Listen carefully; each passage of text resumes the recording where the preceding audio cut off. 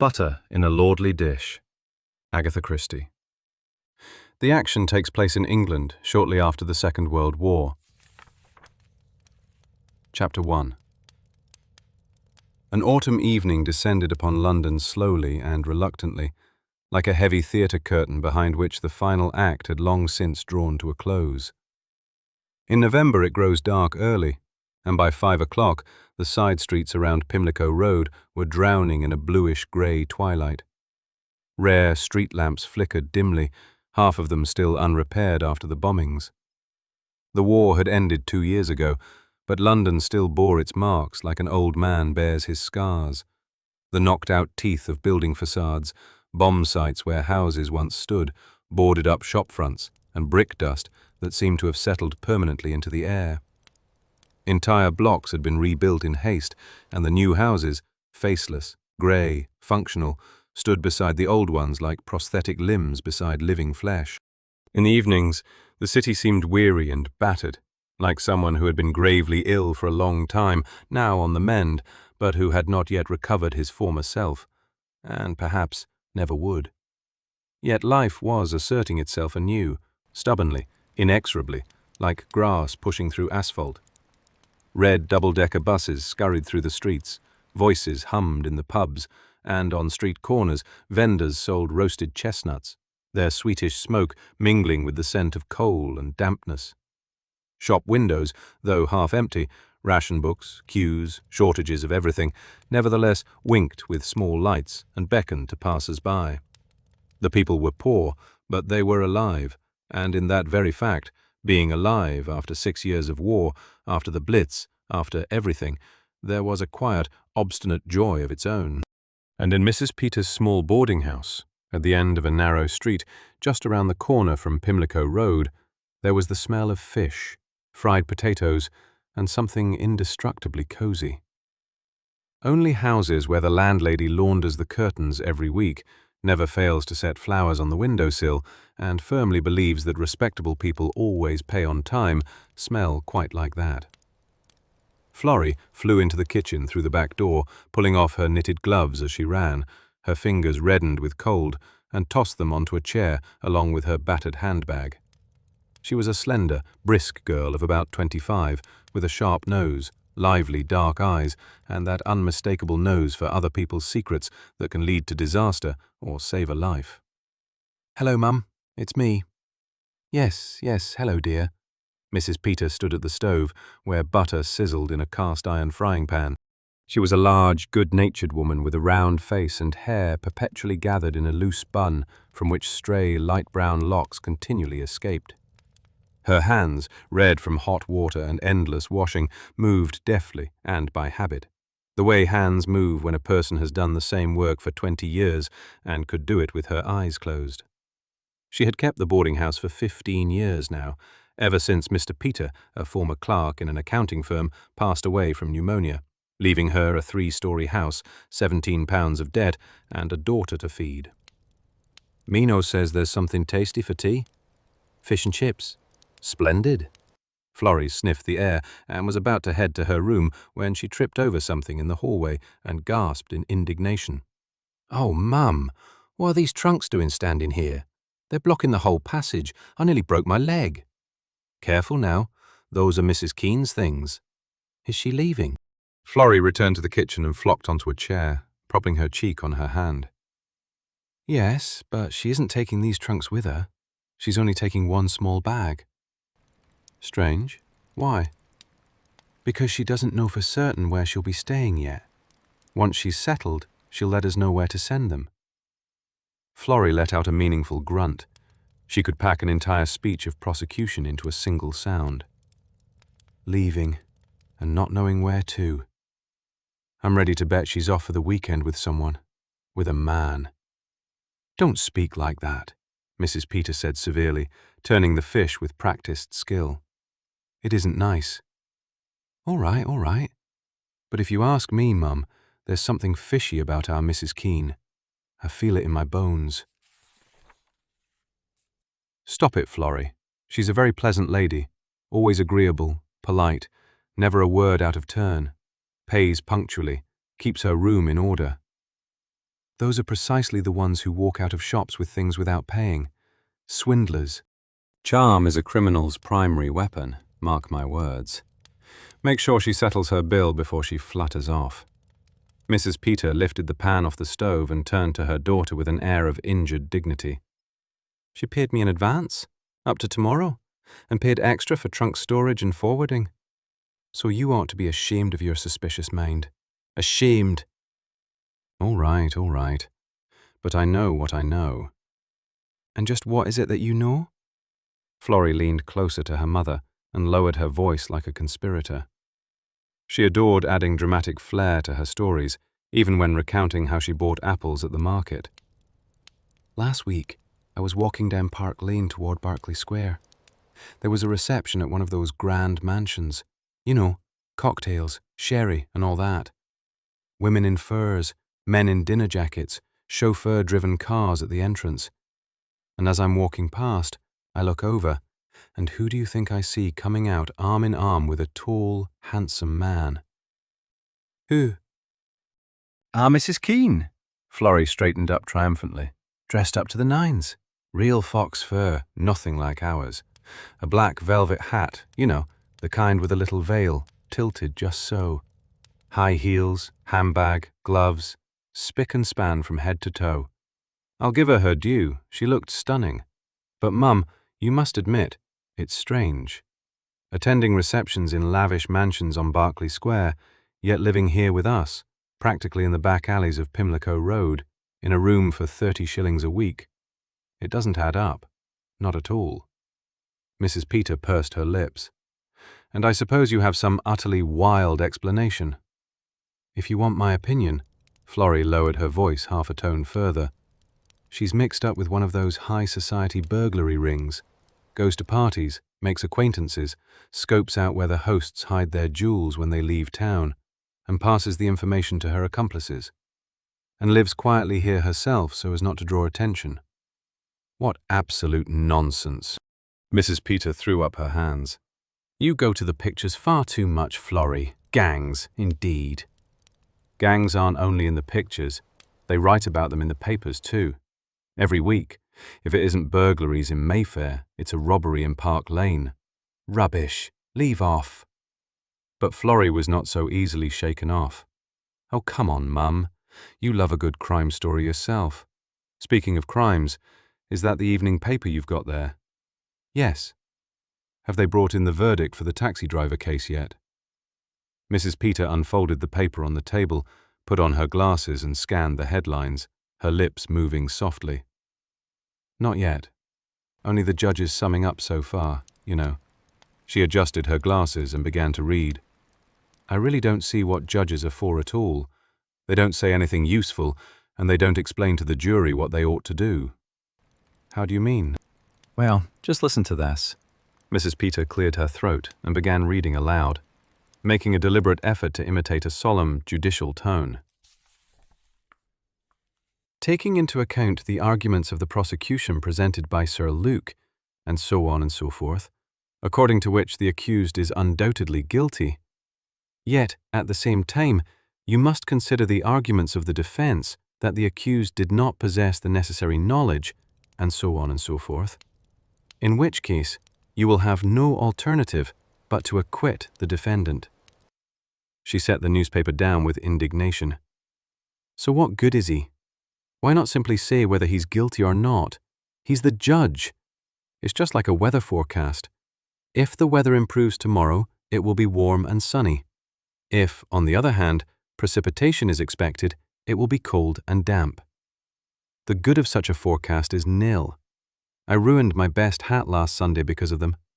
They promised fair weather, I went for a walk, and then down came a deluge.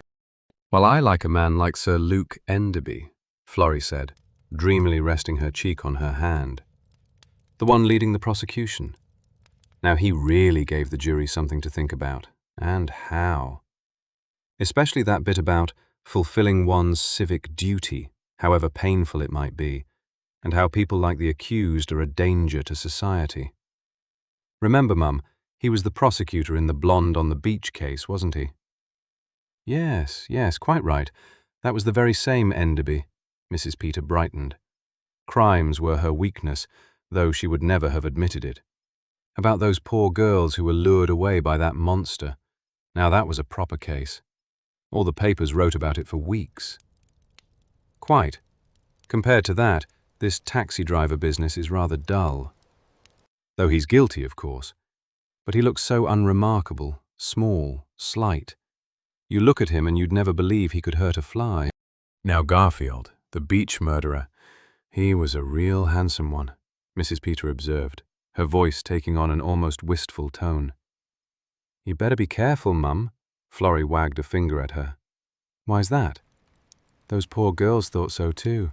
Handsome, agreeable, and they let him make their acquaintance, just like that. So you be careful with any handsome young men who try to pick up girls in the street." At that moment the doorbell rang, softly, delicately, as people ring when they are accustomed to avoiding causing inconvenience. "That's probably Mrs. Keene," Florrie said, going to answer it. "Come in." Mrs. Keene entered, as always, quietly, with an impeccable smile. She was a woman of about 35, tall, slender, with dark hair styled smoothly and neatly, and a pale face dominated by large, dark, exceedingly calm eyes. Her entire appearance exuded that peculiar, restrained elegance that caught the eye even here, in a modest boarding house. She moved noiselessly, spoke softly, and smiled precisely as much as propriety required, neither more nor less. Mrs. Peter found her charming. Florrie found her suspicious. Both were right in their own way. "Good evening, Mrs. Peter. Good evening, Florrie. May I use your telephone?" "Of course, Mrs. Keene. Do come in." Mrs. Peter bustled about. "Do you need the directory?" "No, thank you. I know the number." Florrie leaned against the doorframe, pretending to inspect her fingernails. Her ears, however, were wide open. "It isn't foggy outside, is it, Mrs. Keene?" "Just a little. Not severe." Mrs. Keene was already picking up the receiver. "It should be fine in the country." "I hope you're going to the country." "Just for the weekend." She dialed the number, and silence fell over the small hallway, broken only by the crackle on the line and distant ringing tones. "Hello? Is that 19, Chain Gardens?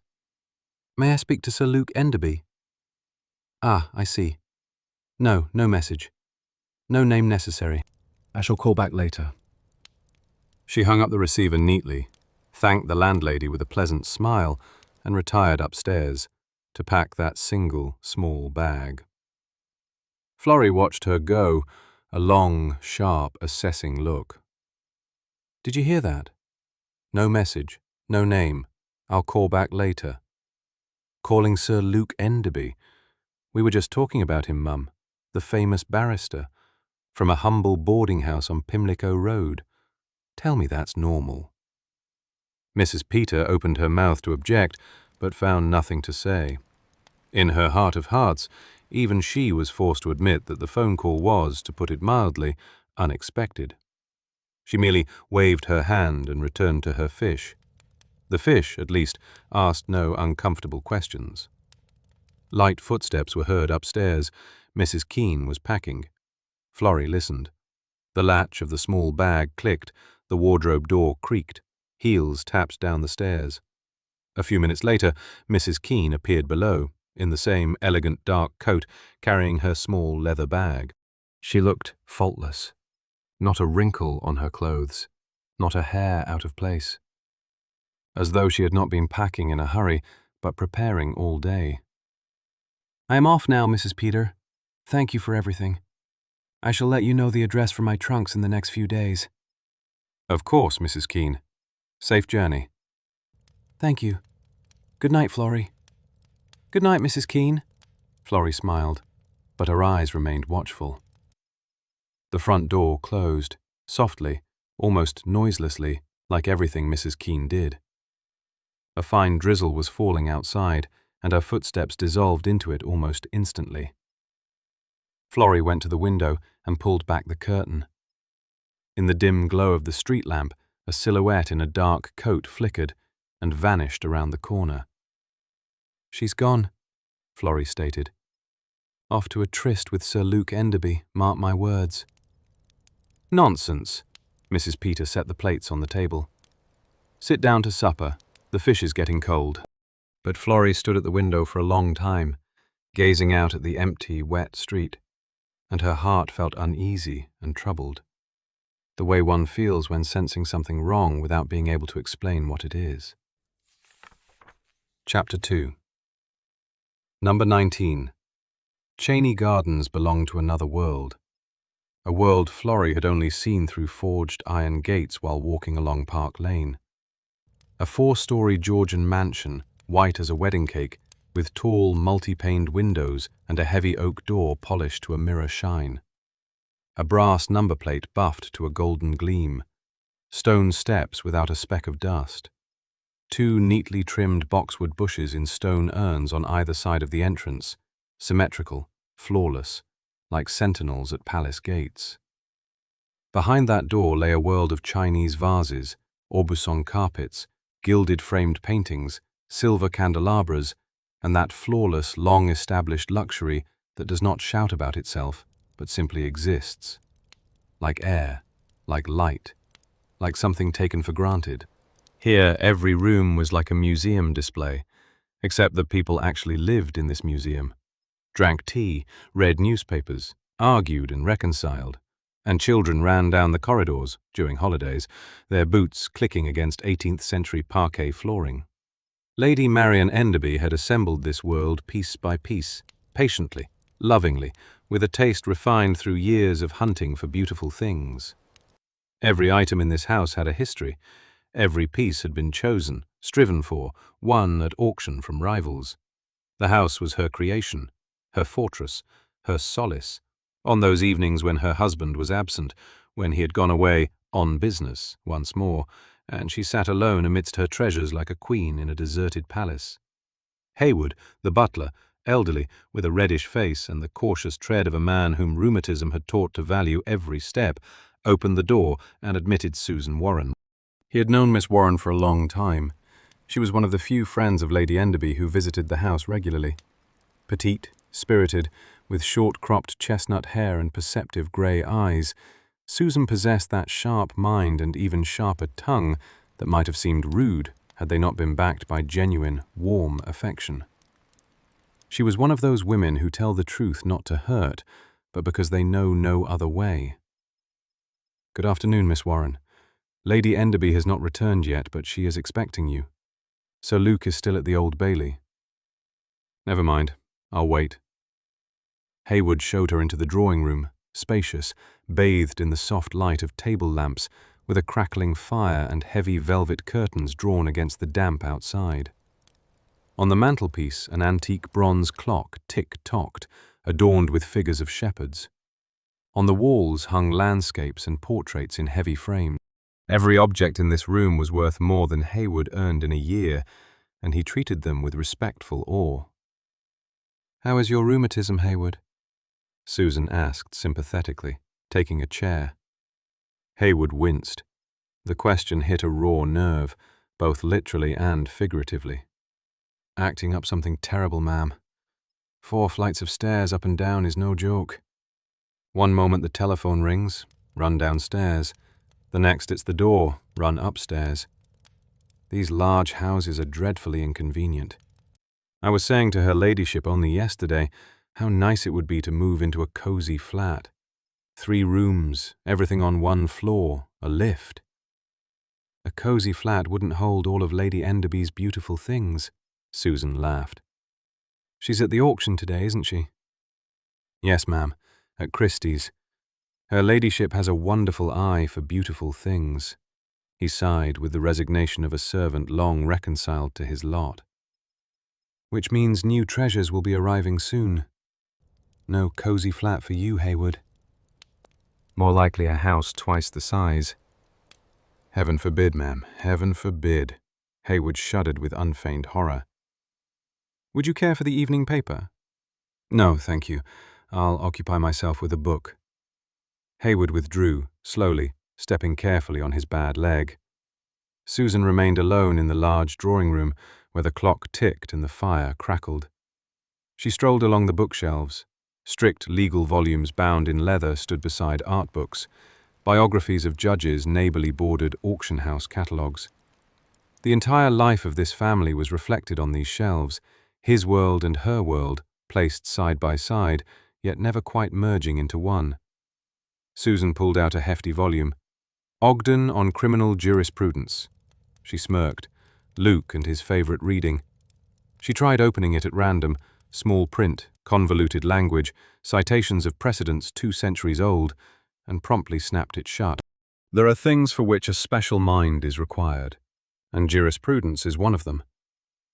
The front door slammed. Quick, confident footsteps were heard, the tread of a man accustomed to entering any room as though he owned it. Sir Luke Enderby appeared in the drawing-room doorway, tall, broad-shouldered, elegant in his dark suit. Dark hair combed back smoothly, his face bearing that particular expression common to men who have just won a victory and see no need to conceal it. His grey eyes looked sharp and merry.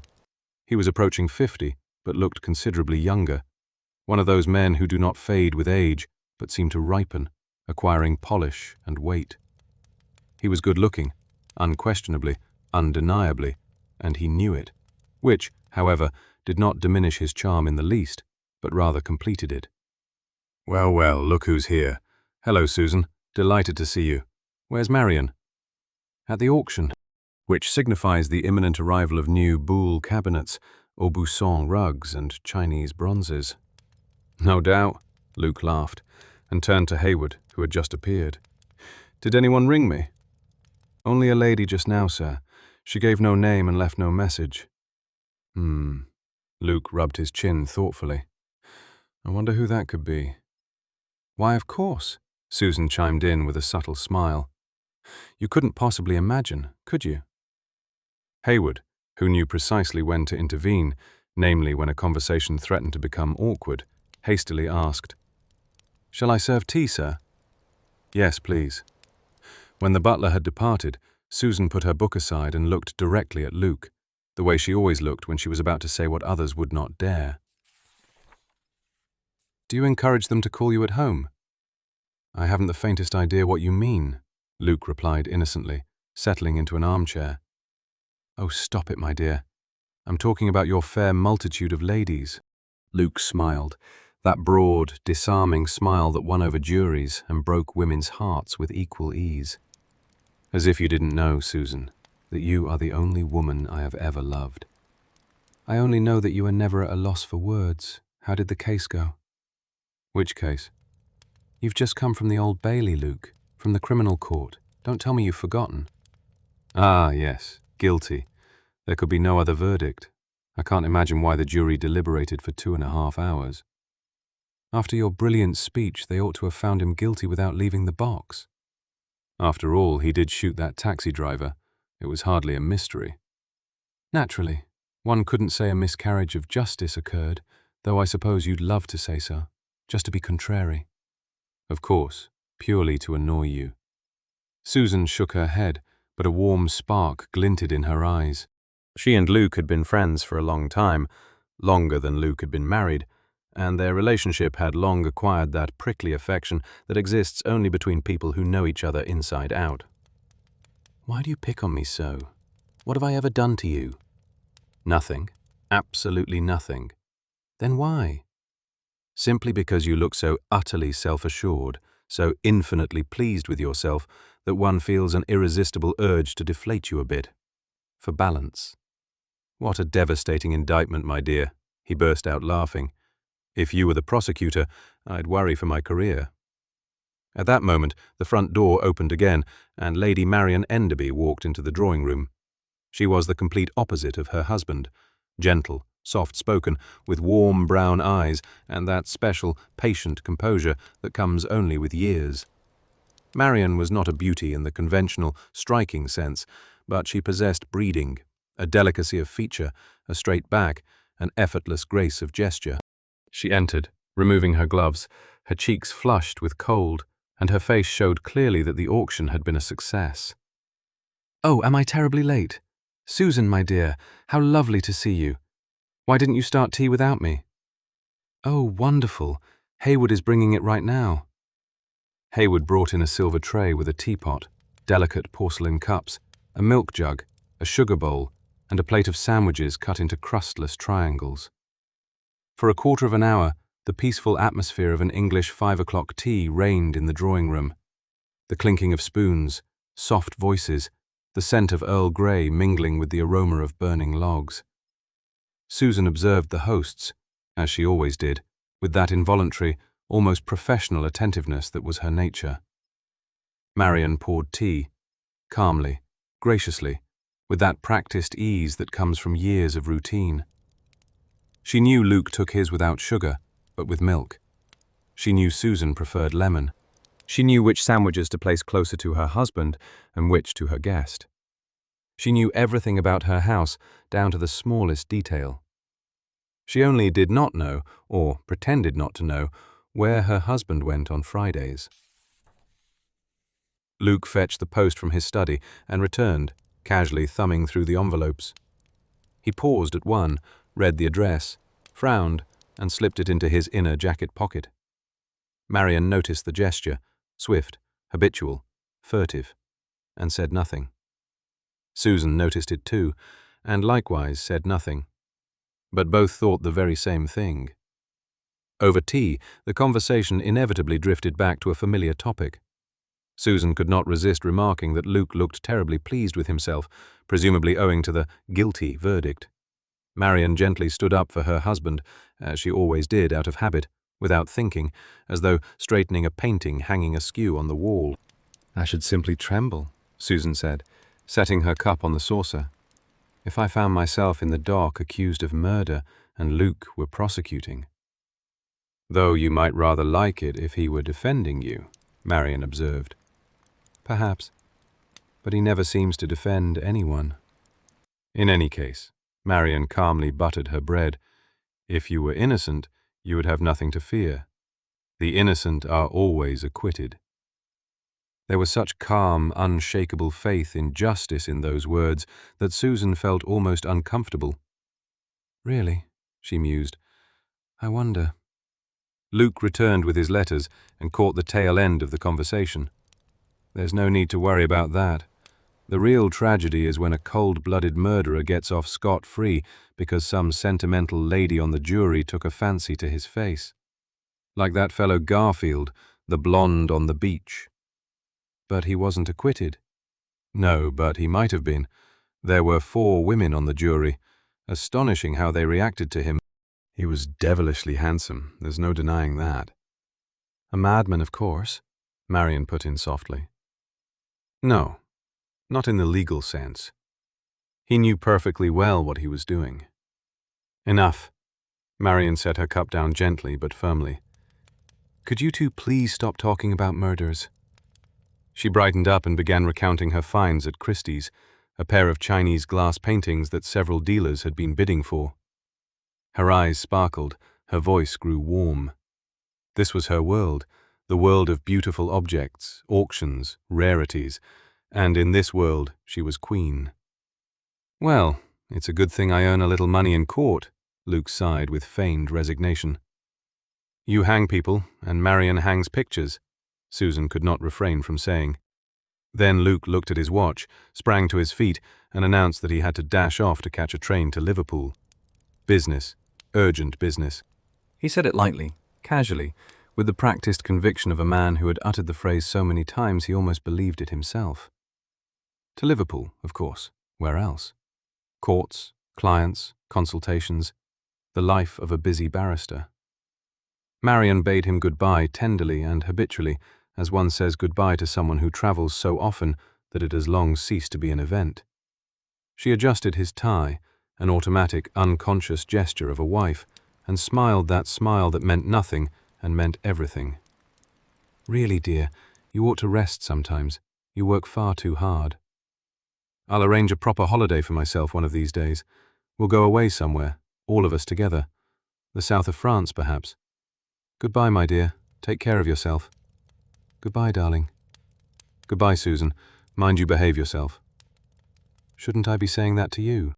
Susan called after him, but Luke was already clattering down the stairs, taking them two at a time, light, swift, full of that feverish energy that possesses men hurrying to an assignment. The front door slammed. A minute later, the silhouette of a taxi flickered past the window. Silence fell upon the drawing room. Only the clock on the mantelpiece ticked, measured, indifferent, counting down the minutes of other people's lives. The fire in the hearth settled, and Marian bent down to throw on another log. Sparks leaped up and died away. For a moment, her face was illuminated from below, and Susan saw upon it what she had never seen before. Not sadness, not resentment, but something resembling an endless, stone-like weariness. "Off to meet another woman," Susan said. She wasn't asking, she was stating a fact, in that even, sympathetic tone with which a doctor delivers a diagnosis long known to both. "How do you bear it, Marian? I simply cannot fathom." Marian straightened up, leaned back in her chair, and remained silent for a long time, staring into the fire. The flames played across her face, and in their uncertain light it was difficult to discern her expression. Sadness? Resignation? Or perhaps something entirely different? That peculiar, iron endurance that in soft-looking people proves stronger than steel. "One grows accustomed over the years," she finally said. "How long have you been married?" 10 years, and almost all that time Luke has been chasing after some skirt. "Even on your honeymoon?" Marian smiled faintly, and in that smile there was more pain than in tears. "Oh no. On our honeymoon I believe he was absolutely faithful." Susan looked at her friend with a long, serious gaze. "That is perhaps the most ruthless thing I have ever heard you say. Have you never thought of leaving him?" "I have, yes." Marian paused. "I have thought about it. Tell me, do you still love him?" "No, not anymore." Fortunately, she turned to Susan, her eyes filled with a clear, sober calm. "But so many things go into a marriage, Susan. There are the boys. They adore their father, and he truly is a wonderful father. He is always kind and sweet to me. I believe he is attached to me in his own way. All these women mean nothing to him. His affairs never last long. They flare up and burn out. It's merely a weakness. Any pretty woman only has to throw down a challenge, and he accepts it. And whose challenge is he accepting at this very moment? It seems to be someone new." Marian gave a mirthless laugh. She knew the signs by heart. 10 years had taught her every one: a special glitter in the eyes, sudden business trips, distraction at breakfast, phone calls from ladies who leave no name. "I haven't the slightest idea who she is. I wonder where they meet," Susan mused aloud. "Certainly not in Liverpool," Marian answered softly, and both women fell silent, gazing into the dying fire. Chapter 3. Paddington Station on a Friday evening is a world unto itself, a world of bustle, crowds, locomotive whistles, and the smell of coal smoke that embeds itself into clothes and hair and haunts you for the rest of the evening. Uniformed soldiers, demobilized, not yet adjusted to civilian life, stood near the newsstand, smoking and watching the passers-by. Businessmen in bowler hats carrying briefcases hurried to catch evening suburban trains. Young couples, he in an overcoat, she in a hat, were saying goodbye at the platform entrance with that exaggerated tenderness that reveals a separation for a single night, yet is experienced as eternity. Porters wheeled luggage barrows, navigating between passengers with the dexterity of river pilots. Somewhere a child cried. Somewhere people laughed. Somewhere an argument raged over a platform number. Above all this commotion rose the high glass canopy, blackened with soot, patched in places after the Blitz, but still majestic. And through its murky panes the last evening light filtered. Paddington at such moments resembles a cathedral, only dedicated not to God, but to movement, departure, and reunion. Amidst this throng stood a woman, tall, dark-haired, in an elegant dark coat with a raised collar. She stood motionless, like an island in a turbulent stream, and the crowd flowed around her without taking notice. She looked about, not anxiously, but attentively, like someone who awaits a person and knows he will come. Her face was pale and striking, with that cool, severe beauty that does not immediately arrest the eye, but is remembered forever. This was that very Mrs. Keene, or rather, the woman who called herself Mrs. Keene. A gentleman approached her and inquired from which platform the train for Henley departed. "I am sorry," she replied, with flawless politeness. "I do not know. Ask the porter over there." The gentleman apologized and walked away. She resumed her waiting, her face entirely composed. Luke spotted her from afar, overheads, through the crowd, across all this station chaos, and quickened his step. His face lit up, as the sky brightens before dawn, instantly and completely. He walked toward her, pushing through the crowd, his countenance wearing that ecstatic, boyish happiness that comes over men when they are in love, truly, recklessly, as though for the first time, though naturally it was not the first time, nor the last, or so he thought. "Julia, my dear, you came. I was so afraid you wouldn't come. What a wonderful place Paddington Station is. I never noticed before how marvellous it is." "I rang you," she said, "but you were out." "I know. They told me a lady had called. I was terrified it was you, calling to say you had changed your mind." "As if I could," she smiled. And in that smile there flickered something he failed to notice. Not tenderness, not coquetry, but the triumph of a hunter seeing the quarry walk straight into the set trap. "Julia." He took her hands, slender, cold, clad in suede gloves. "You are exquisite. I love you." "My dear," she gently disengaged her hands. "One cannot say such things at Paddington Station. The porters will be shocked. Besides, we shall miss the train. I don't even know where we are going." "All the more exciting, isn't it? Come, quickly, platform 5. "Where to, then?" "The station is called Warning Hall." "Warning Hall? I've never heard of it." "Nobody has. That's the beauty of it. Run." "It sounds like absolute wilderness." "Hurry, or we'll be late." They ran along the platform, he ahead, she behind, her heels clicking against the flagstones. The guard was already blowing his whistle, doors were slamming one after another. Luke yanked the handle of the nearest carriage, seized Julia by the hand, pulled her inside, and at that very instant, the train lurched forward. They stood in the narrow corridor, breathless from running, laughing, as people laugh when they believe the whole world was created expressly for them, that trains wait just for them, that the stars burn for them alone. The train swayed rhythmically, clattering over the rail joints, and this rhythmic, lulling beat seemed to count down not miles, but the minutes of their shared life, that life which, as Luke believed, was only just beginning. They found an empty first-class compartment. On a Friday evening there were few passengers travelling in this direction. Most were going the other way, into London, and Luke pulled down the door blind. Julia sat by the window, unfastened the top button of her coat, and leaned back against the seat. The dim light of the compartment, yellow and dusty, fell across her face, and Luke thought she resembled the heroine of an old Italian painting. Pale skin, dark hair, dark eyes. A Caravaggio Madonna painted not in light, but in shadow. "Tell me about yourself," he asked, taking her hand. "I know almost nothing about you. Only that you appeared at the Ritz 2 weeks ago and turned my world upside down." "What is it you wish to know?" "Everything. Where you come from, where you've lived, what you've done." For a fraction of a second, something flickered in her eyes, swiftly, barely perceptibly, like a ripple on the surface of a lake when a gust touches the water. "I have lived in various places," she said evenly, "moved about a great deal, was married, long ago. That came to an end. I am sorry." "You needn't be." She turned to the window.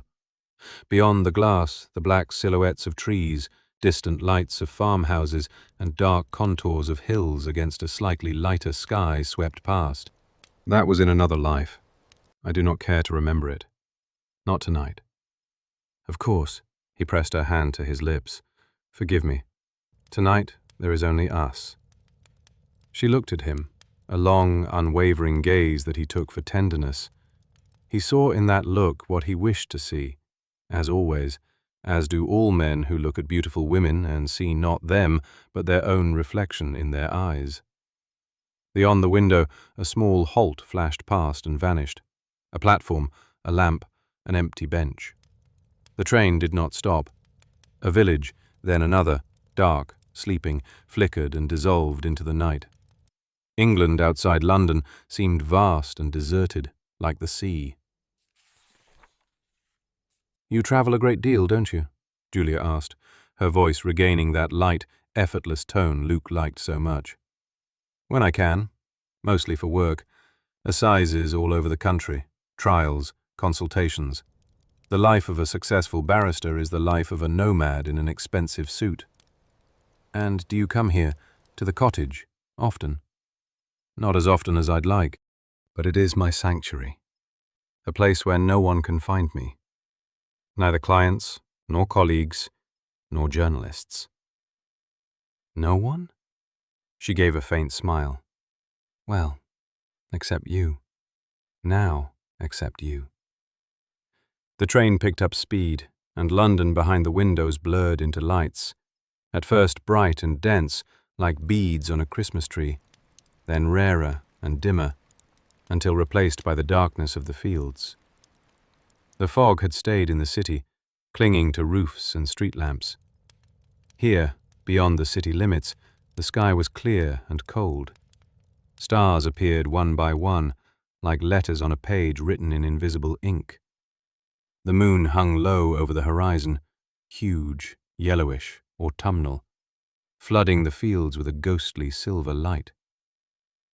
They travelled in silence, Luke holding her hand, feeling that the world outside the window, fields, trees, distant lights of farmsteads, existed solely as a backdrop to his happiness.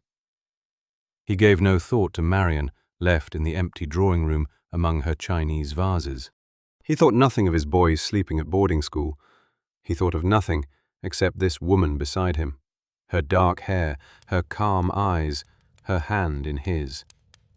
Had he been capable of thought, had he been able to hear something other than what he wished to hear, he might perhaps have noticed something strange.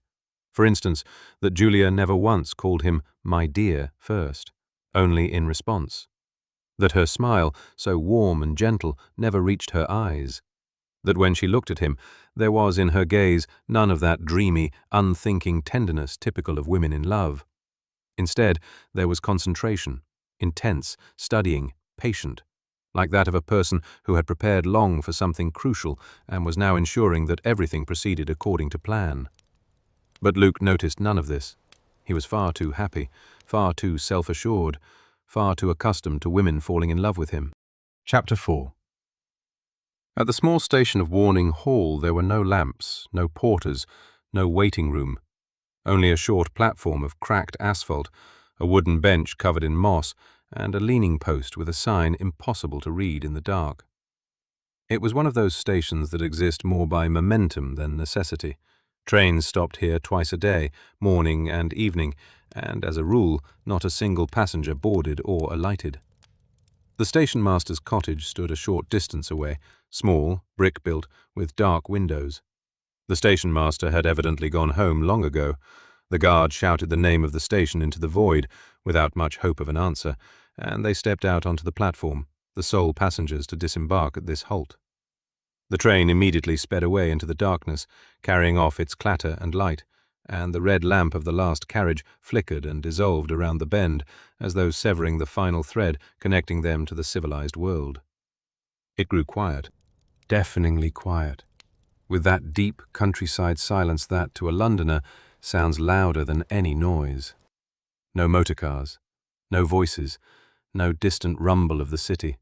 None of that constant background hum to which one becomes so accustomed that its absence alone is noticed. Here there was only silence, immense, primal, thick as darkness. And within this silence, other sounds slowly emerged. The rustle of wind in the hedge, the gurgle of a stream down in the ditch, and, very far off, the solitary bark of a dog.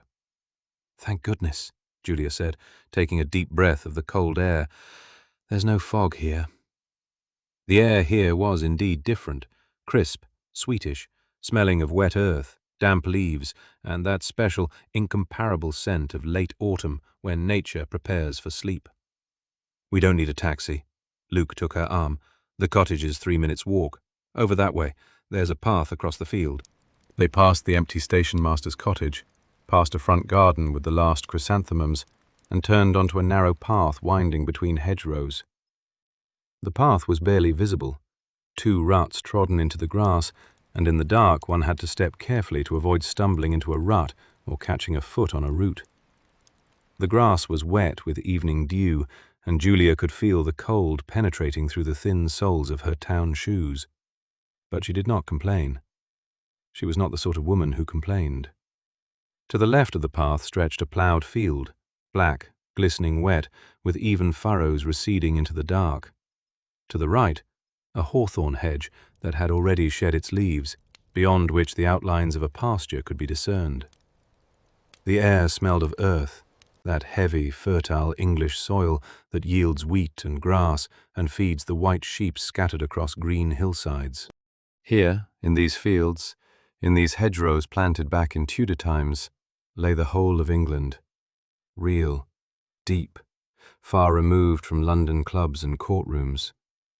The moon hung low above the horizon, huge, yellowish, autumnal. Its light washed over the field in ghostly silver, and every bush, every tree cast a long black shadow. Clouds scurried across the sky, obscuring the moon from time to time, plunging the world into pitch darkness before it burst into light again, as though someone above were playing with a light switch. "What a divine night," Julia whispered, stopping. "Look at those clouds. They seem to be chasing one another across the moon." "Come along, my poet." Luke pulled her by the hand. "It's far too cold to stand and admire. We'll have plenty of time for that later." They walked on, their steps rustling through the wet grass, and somewhere far off an owl hooted, drawn out, mournfully, and from behind the hedge came the warm, sleepy breath of cows settled for the night. The world was vast and quiet, and they were alone in it. "You know," Julia said, "I had no idea you had a country cottage." "You know very little about me, don't you?" "I know that when I saw you at the Ritz that day, across the whole room, and you smiled at me, the whole world changed." She spoke softly, without a smile, looking not at him but ahead into the dark. "Only 2 weeks ago, yet it feels like a lifetime." Luke stopped and turned to her. In the moonlight her face seemed carved of marble, pale, beautiful, and strangely still, like the face of a statue. "And now at last, my dear," he took her by the shoulders. "You don't mind that we came here instead of a hotel? I couldn't bear the thought of all that vulgarity, subterfuges, false names, a receptionist with an oily smile, and suddenly meeting someone one knows in the lounge. I couldn't have endured it. Do you understand?" "Of course, darling." She placed a hand on his shoulder. "The only thing that matters is being together. I don't care even if it's completely Spartan here." "Mind you," Luke laughed, "my cottage is by no means Spartan. Hot water, electricity, and the finest delicacies the local black market can provide. I have an acquaintance, a farmer near here, a remarkable fellow, can get hold of anything at any time of day or night." "Sounds delightful." The cottage stood at the edge of the field, a little off the path, low-built, stone, with a thatched roof and a low door overgrown with ivy. In the dark it looked fairy-tale-like, like a picture from a storybook, where a kindly old lady with fresh pies surely lived. Or, if one believed other fairy tales, a witch. Luke felt for the key under a flower pot, turned the lock, pushed open the door, and flicked the switch. Warm light flooded the room, and Julia stopped on the threshold, looking around. Inside it was cozy and not at all primitive. Heavy woolen tartan curtains drawn tight, shutting out the external world. 2 soft armchairs by the hearth, one large, one smaller. Shelves of books. copper candlesticks darkened with age, a braided rug on the stone floor, and a table by the window covered with a white linen tablecloth. In the corner stood an old dark wood dresser, and on the wall hung a watercolor, a landscape of hills and a stream, painted by someone not overly talented, but with great love. It smelled of dried herbs, beeswax, and just a hint of smoke, that cozy domestic smoke found in houses with real open fires. Plates, glasses, and a bottle of wine were already set upon the table, everything prepared in advance with a care and attention to detail that indicated Luke was no stranger to entertaining guests here, though Julia, of course, already knew that well enough. "Oh, lovely," she said, her eyes warming. "What a wonderful room. I hoped you would like it." Now, the fire, and then supper. Julia went over to the hearth, where logs and tinder were prepared, struck a match, and touched it to the paper. The flame flared instantly, greedy, cheerful, golden, and within a minute the fire hummed smoothly in the hearth, casting lively, warm shadows across the walls and ceiling. "What an extraordinary woman you are," Luke said, returning from the kitchen with a tray and pausing in the doorway. "Even the fire catches at your very first match. They say that's a sign that your lover is faithful to you." "What a wonderful thing a fire in the hearth is on an autumn evening," Julia responded, without turning around. She watched the flames, shadows playing across her face, strange, flickering, elusive shadows. The fire reflected in her dark eyes, and in that reflection lay something captivating and disquieting, as though behind that quiet, smooth facade burned another fire, secret and fierce. Luke set the tray on the table. "You are the most marvelous creature in the world. There is something unique about you, unlike any woman I've ever met." She turned, and for a split second something flickered in her eyes. Not tenderness, not flirtatiousness, but something else entirely, dark and sharp, something he could not have named even had he noticed it. But he did not notice. Sir Luke Enderby, the top prosecuting counsel in England, terror of murderers, a man from whose observation not a single gesture of a witness in court could escape, noticed nothing. Because powers of observation work only when a man is set to observe, not when he is blinded by his own bliss. "And to how many of them have you said that?" she asked lightly. No, listen, be serious." "Supper," she cut in, her voice becoming warm and smooth again, like warm milk. "Supper first, by all means, and I must say, a most impressive spread. Cold duck." "And what's this? Pâté, real pâté." "The realest article." Luke stared in delight at the table laden with dishes. Post-war England lived on short commons, ration books, queues, grey, tasteless bread, margarine instead of butter, and here, on this table in a tiny cottage in the middle of a night-bound field, stood a feast worthy of peacetime. "And this incredible yellow pyramid, can that really be butter?" "Butter in a lordly dish," Julia said. He laughed. "That sounds almost biblical." "Does it?" She tilted her head slightly. "Is my lord pleased with what his handmaid has set before him?" "You are an enchanting creature." "Julia, no." She pulled back, easily and effortlessly. "Not now. Supper. I insist on iron self-discipline until supper is finished." Chapter 5. Supper was magnificent, not with that ostentatious restaurant magnificence designed to impress and forgotten the next day, but intimate, homelike, considered down to the smallest detail. Cold duck with crispy skin, real pâté, an unheard-of luxury in post-war England where people had grown accustomed to good food being merely a memory. Fresh bread, butter, tangy red wine filling the glasses with a ruby glow. They ate by candlelight. Julia had lit candles in silver holders, and their flames intertwined with the firelight, casting warm, moving shadows along the walls. Luke ate with the appetite and relish of a man who seldom had the chance to dine without hurry and without witnesses. At home, dinner was a ritual. Hayward served dishes with the solemnity of a master of ceremonies. Marion maintained polite conversation. Everything was proper, beautiful, and utterly devoid of that freedom, that casual ease that reigned now at this small table set for two. Here one could eat with one's fingers, lick one's thumbs, rest elbows on the table, and no one would look on with reproach. Julia ate almost nothing. She took small sips of wine, picked at morsels of bread, and watched Luke, attentively, incessantly, like a spectator in a theatre watching a play whose denouement she already knew. Luke took her gaze for admiration. He was accustomed to being looked at. He talked much and willingly about himself, his cases, his triumphs in court. Julia listened, asked questions, laughed at the appropriate moments. She was the ideal listener, attentive, interested, admiring in precisely the measure that does not resemble flattery. Luke had no inkling that every question of hers had been prepared in advance, like a prosecutor's questions in cross-examination, and every answer of his fitted into a picture she had been constructing long and patiently, as one constructs an indictment, detail by detail, fact by fact, toward the inevitable conclusion.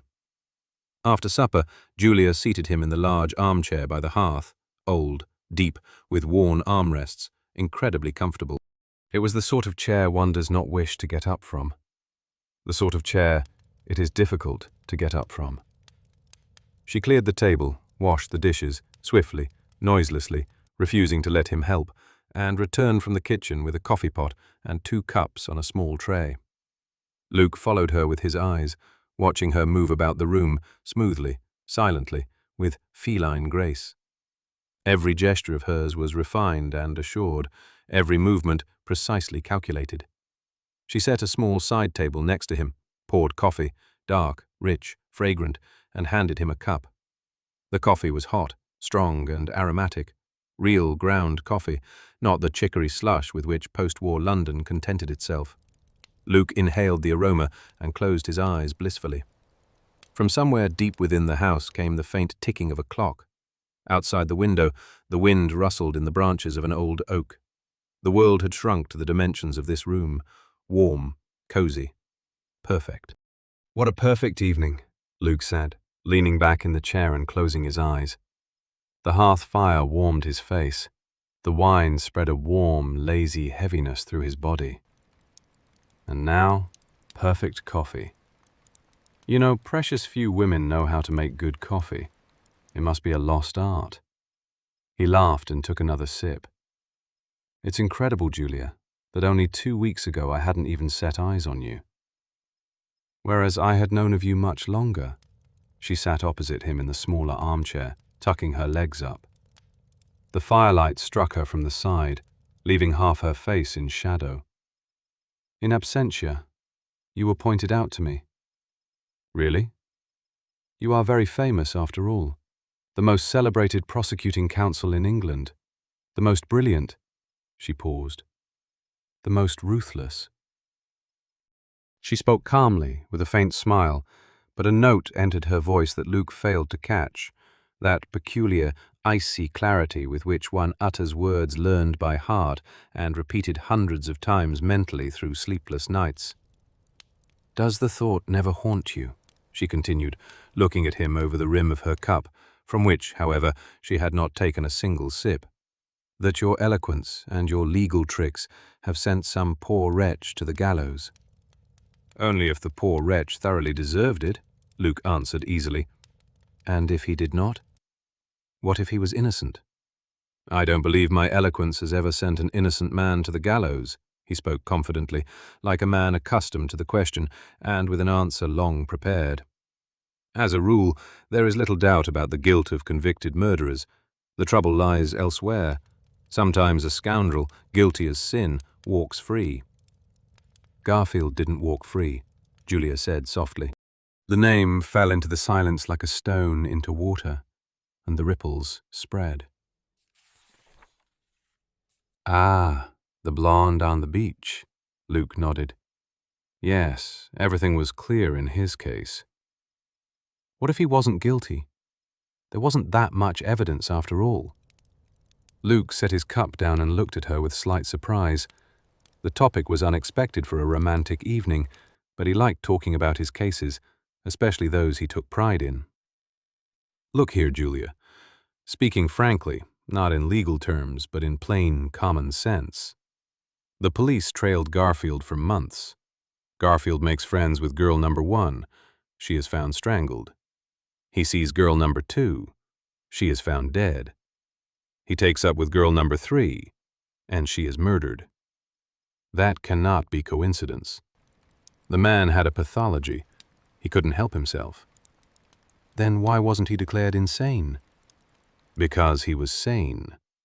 He understood perfectly what he was doing and what would happen to him if caught. He was so clever that catching him proved extraordinarily difficult. His wife constructed an alibi for him every single time. A wife's word counts for little in court, of course, but without direct eyewitness testimony, the police didn't dare bring charges. The judge, in his summing up, leaned in his favor. Direct evidence was sparse. That's just what I say. There was no real evidence. But none was needed. Luke permitted himself a modest smile of triumph. The jury took one look at Garfield and made up their minds. No, Julia said quietly. They listened to you. It was you who hanged him. Well, perhaps I contributed my share. He took another sip of coffee. He was a charming fellow, told whatever stories he liked, and everyone believed him. A couple of women on the jury were already looking at him with obvious sympathy. I had to shatter that, and I did. Women have very accurate instincts, Julia remarked. Don't talk to me about women's intuition. Luke waved it aside. Women are famous for falling for the wrong men. Take his wife, for instance, blindly devoted to him despite everything. Had she not been in hospital with typhoid at the time, she might have pulled him out again. I never saw her, but Inspector Garrett told me. When she swore Garfield was at home during the crucial hours, it was impossible not to believe her.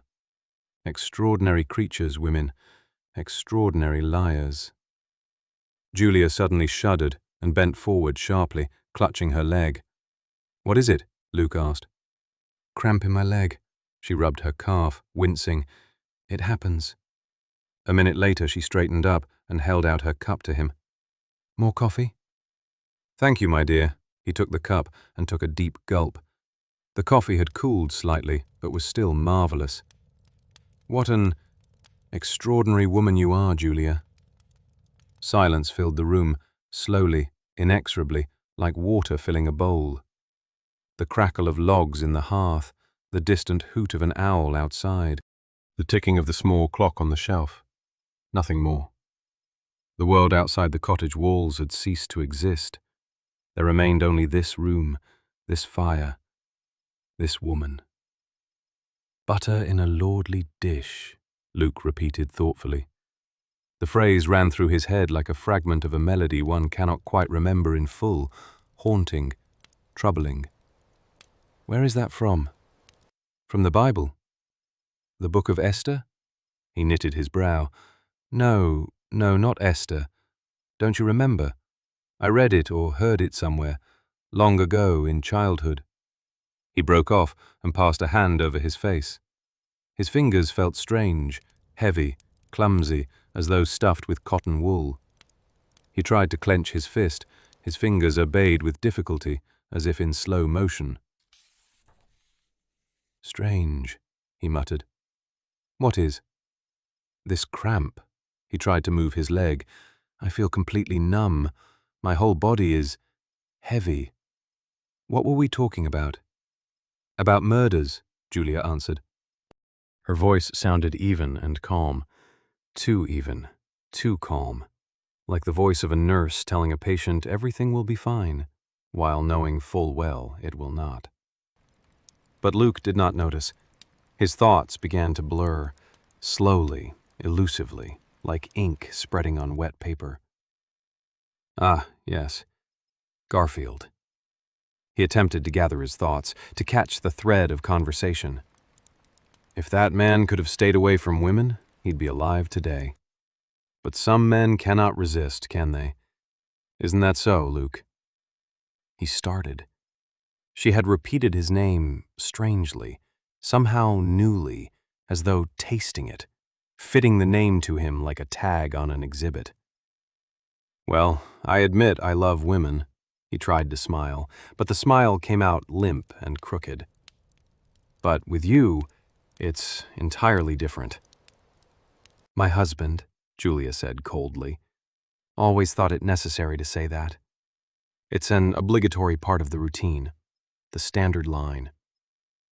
And how does your wife feel about these excursions? I think it best not to bring my wife into this. Luke frowned, or tried to frown. His facial muscles obeyed poorly, as in a heavy nightmare. Forgive me. A long silence. The fire in the hearth settled, and long, uncertain shadows danced across the walls, grotesque and frightening like figures in a shadow theatre. Luke stared at them and tried to understand what was happening. Why everything swam before his eyes. Why the outlines of objects were losing clarity. Why his body had become so impossibly heavy, as though filled with lead. Butter in a lordly dish, he muttered. The words came with increasing difficulty. Strange how that keeps turning over in my head. Why do I feel there is something sinister in those words? I can't seem to recall. He tried to concentrate. It was like trying to catch a fish with bare hands in muddy water. Images flickered and slipped away. Words broke into syllables, losing sense.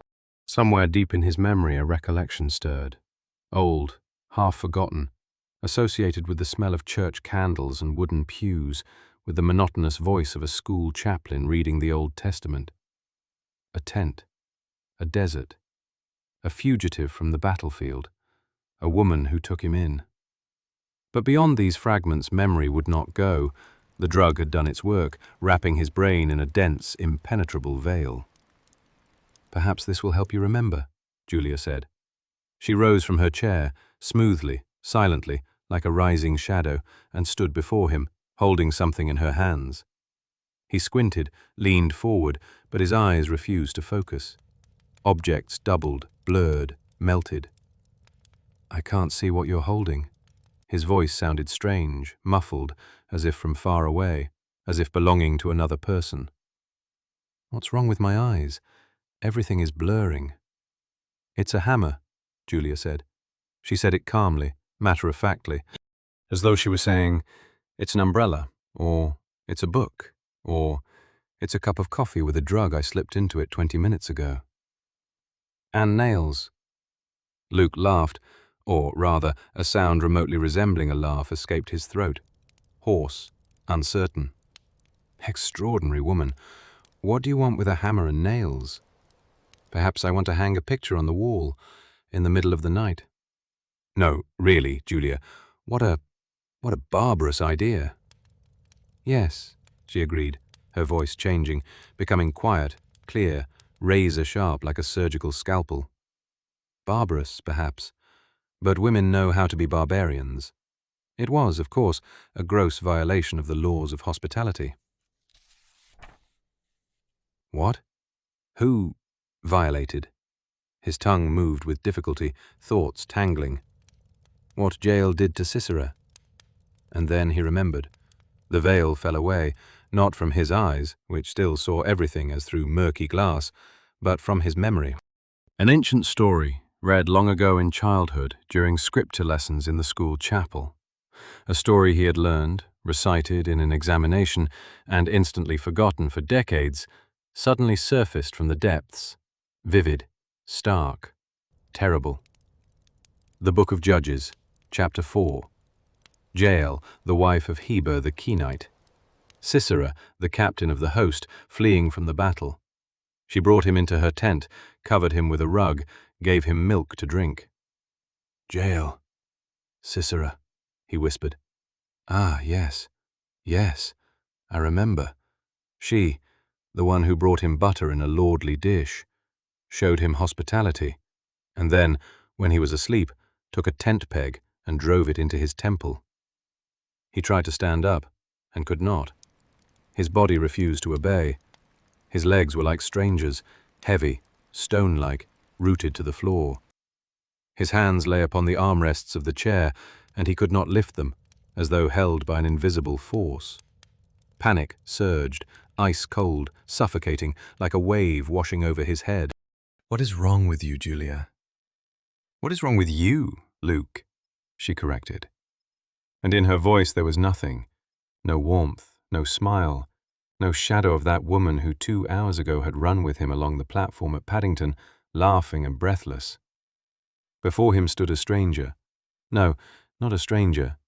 Something far worse. Before him stood a woman he knew, but had not recognized. A woman who had come for him. "You cannot stand. It is the effect of the drug I put in your coffee." "A drug?"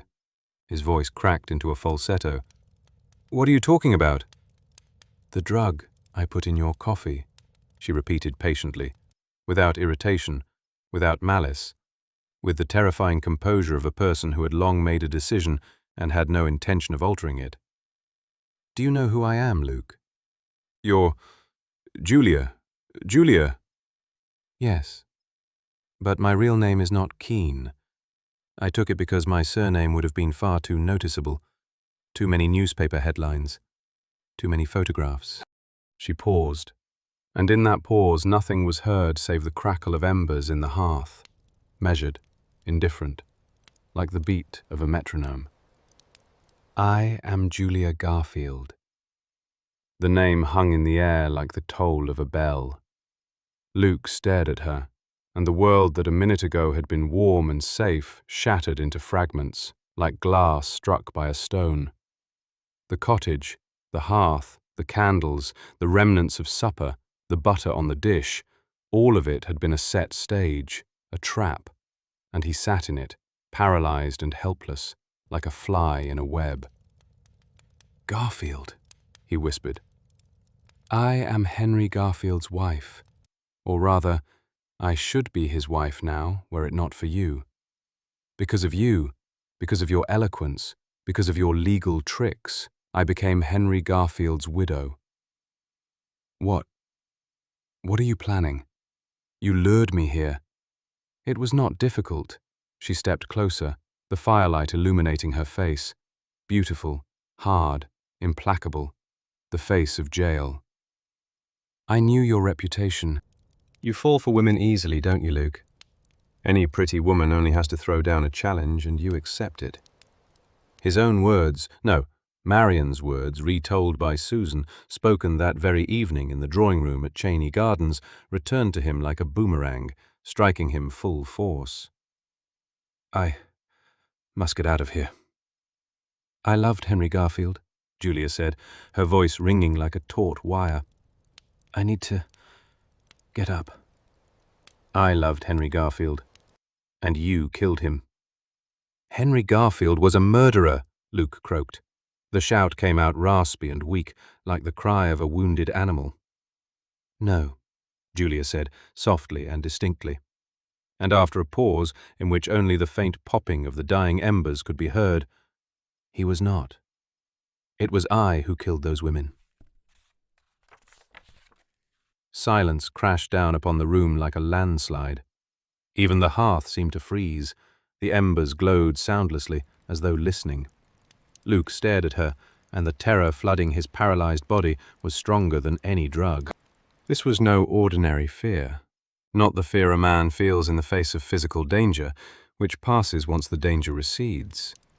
It was the horror of comprehension, cold, absolute, final.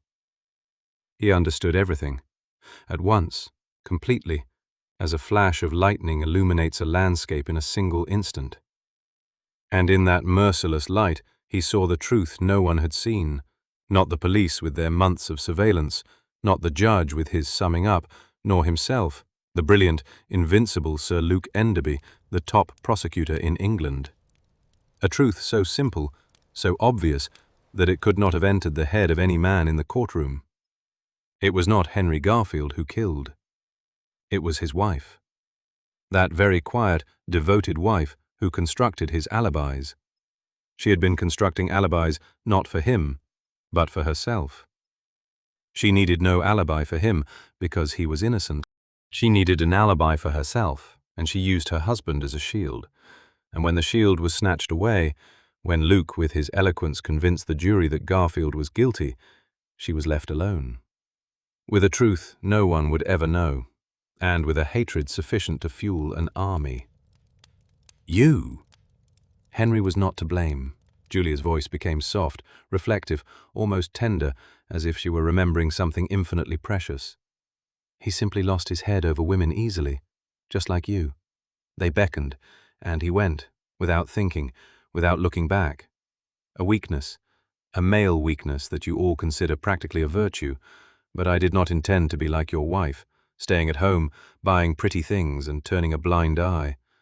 Buying Chinese glass paintings while my husband amuses himself with another blonde. No, I had no intention of sharing Henry with any woman in the world. Not one. She paused, and in the quiet the wind could be heard scratching a branch against the window pane, softly, insistently, like the fingers of someone asking to be let in.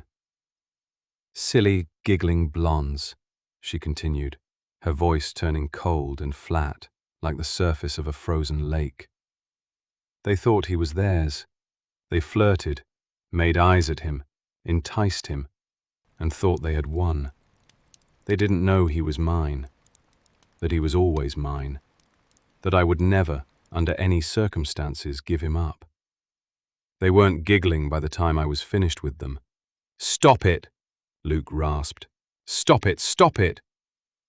"Yes," Julia said, her voice becoming efficient, composed, like that of a surgeon picking up a scalpel. "It is time to finish. There is something to be done." She stepped up right beside him. In her right hand she held a hammer, an ordinary carpenter's hammer with a wooden handle and a heavy steel head. In her left, a long nail. "Not in the legal sense," she repeated his own words, spoken an hour ago over supper when discussing Garfield.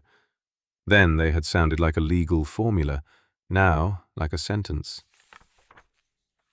"I know perfectly well what I am about to do." "Put down the hammer," Luke croaked. Every word required agonizing effort, as though he were lifting stone blocks. "Get away from me. My God, I can't move." He surged forward, with his whole body, his whole will, all the desperation of a cornered man. Useless. His body would not obey. He was trapped inside his own frame, as in a prison. His mind still functioned, still understood what was taking place, but his arms and legs were dead. The drug had performed its task impeccably. She knew the dosage. She knew everything. She had prepared for this evening as thoroughly as he prepared for his court trials, and had prepared better. The irony of it did not escape him even now. Even on the threshold of death, his legal mind continued to function, coldly and detachedly recording details. He, the greatest prosecutor in England, a man who had spent his life catching criminals, had himself fallen victim. He, who took pride in his powers of observation, had failed to notice the trap. He, who considered himself infallible, had sent an innocent man to the gallows. In his final, desperate moment he called out not for Julia, not for God, not for the police, but for his wife. That woman whom he had left 3 hours ago in the warm drawing room at Cheney Gardens, among Chinese glass paintings and Aubusson carpets, and to whom he had not spoken a single word of truth. That woman who for 10 years had closed her eyes to his infidelities, and for 10 years had never ceased waiting for him. That woman whose name he had not pronounced all evening, and pronounced only now, when pronouncing it was already too late. "Marion. Marion, don't let her near. Take her away from me." But Marion was far away, in the grand house at Cheney Gardens, surrounded by her treasures, within walls hung with paintings. Perhaps she sat by the fire, by another fire, peaceful and domestic, thumbing through an auction house catalogue.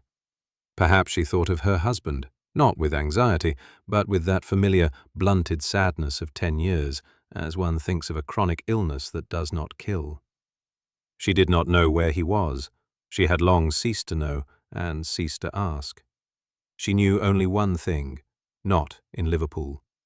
And here, in a small cottage at the edge of a field, on a moonlit autumn night, amidst silence and gloom by a dying fire, Jael brought Sisera butter in a lordly dish. She'd fed him, given him drink, seated him in a comfortable chair, served him coffee, and now stood before him with a hammer in her hand, her face serene and beautiful, and in her dark eyes burned a fire that had nothing in common with the fire in the hearth. There came a dull thud, and silence. And in that silence, laughter. Soft, prolonged, triumphant laughter of a woman who had finally executed justice, her own sole, terrible justice. Outside the window, the moon retreated behind a cloud, and the world plunged into darkness. The wind rustled through the ivy clinging to the cottage walls. Somewhere far off, at a farm beyond the field, a dog barked lazily and fell silent. An owl hooted one last time and flew away. An hour later, the moon emerged from behind the clouds and once more flooded the field with silver light. The cottage stood dark and silent. The fire had gone out. The candles had burned down. Only a thin wisp of smoke rose from the chimney, the last breath of a dead fire. And in London, in the grand house at Cheney Gardens, Lady Marian Enderby hung 2 Chinese glass paintings on the wall, stepped back a pace, tilted her head, and decided that they hung perfectly.